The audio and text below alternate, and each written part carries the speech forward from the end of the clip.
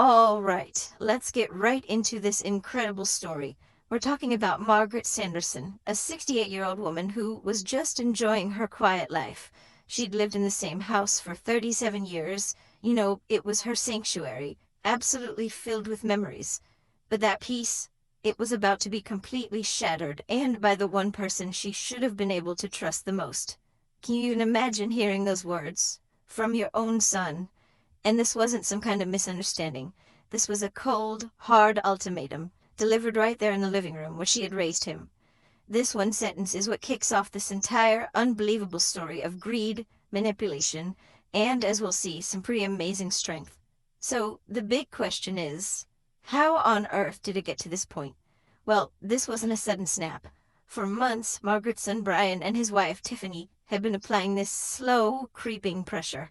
What started out as what you might think is just innocent concern, well, it turned out to be a very calculated campaign to undermine her.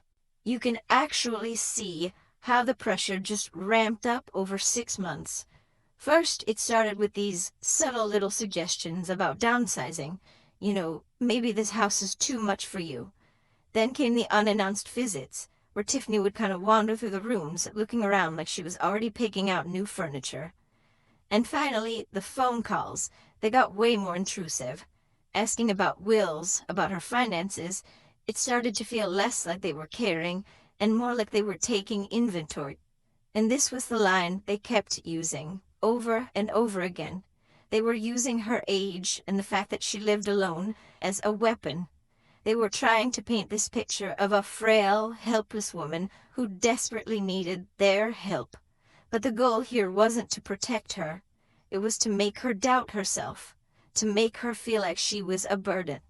So after Brian drops this bombshell and just leaves, Margaret moves past the initial shock.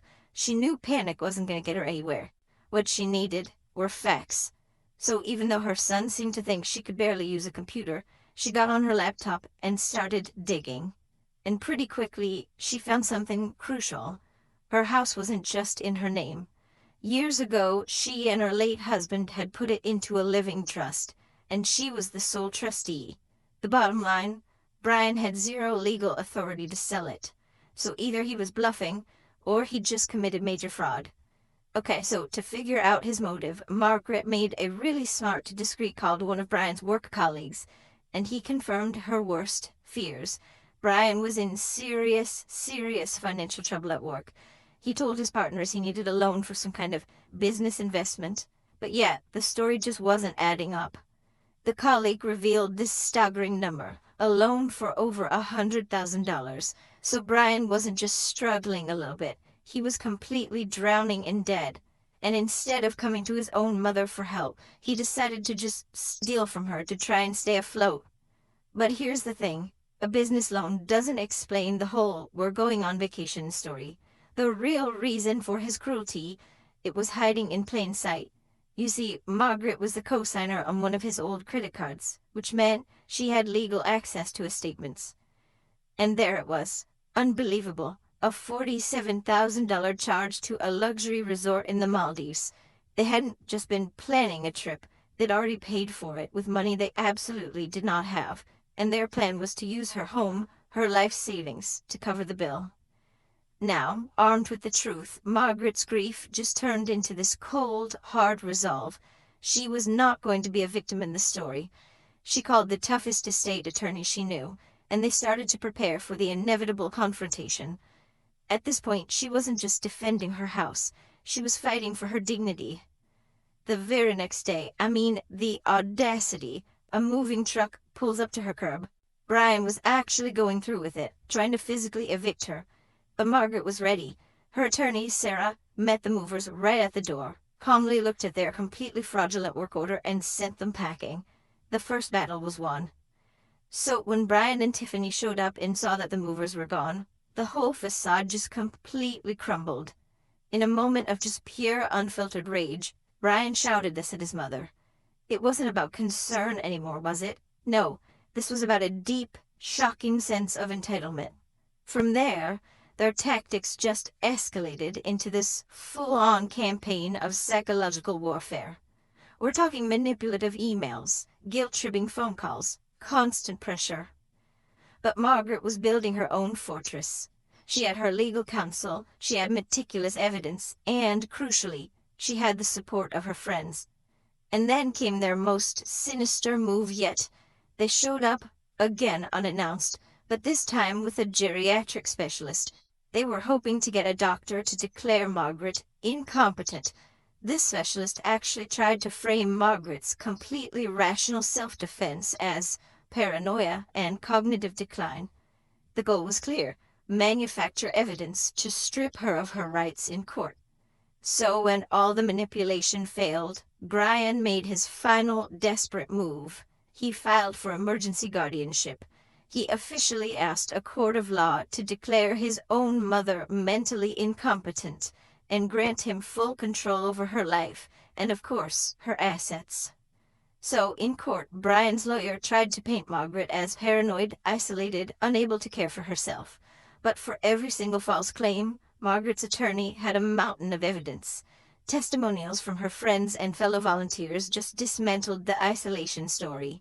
Her impeccable financial records proved her competence, and that $47,000 vacation receipt, it just shattered his claim that he was only acting out of love.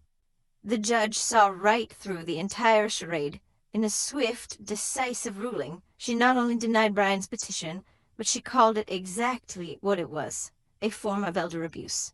She ordered Brian to pay all of Margaret's legal fees and even referred his case for a criminal investigation. Margaret was completely and totally vindicated. That victory in court, though, was really just the beginning. The consequences for Brian and Tiffany were swift and they were devastating. But for Margaret, it marked the start of a powerful, brand new chapter in her life. The dominoes just fell, one after another. Brian was fired from his financial firm for cause. Tiffany lost her job as a real estate agent. They lost their $47,000 vacation deposit. Their townhouse was foreclosed on, and eventually they filed for bankruptcy. The very life they tried to preserve by destroying Margaret's was now completely in ruins. And in stark contrast, Margaret, well, she thrived. She renovated her home, turning it into a hub of joy and activity. Her book club fortress of friends grew even stronger. She became a community advocate, using her own story to help other seniors.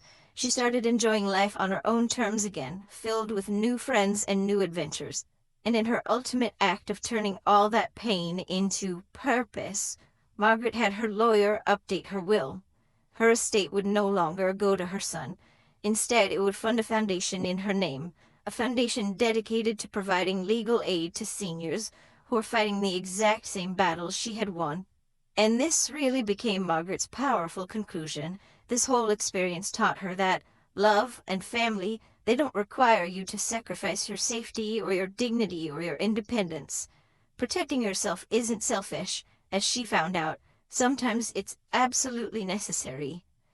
And that's really the question her story leaves us with, isn't it? It forces us to think about our own boundaries, and about the difficult choices we might have to make when trust is broken by the people who are supposed to be closest to us. It's a challenging thought for sure, but one that's definitely worth considering.